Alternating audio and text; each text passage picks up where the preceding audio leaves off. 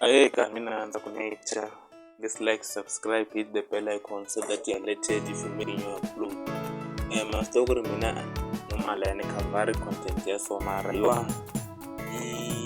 ku ri leswi swi nga ku trendeni ka Facebook ku ri hulu i hulu ka tisangani swilo swa emantsongo sweswiya so ri ra hulu i hulu ku ri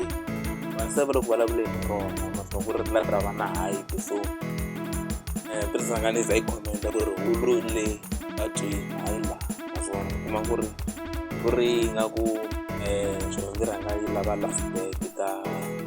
tisangani kumbe manyana na mariyeke so naswona hi ndlela yeleyo so ku ri sivara hi le ku twisiseni ku ri move on sivara ya hi ngheni yo mahelela nkarhi wu tshena hambanile.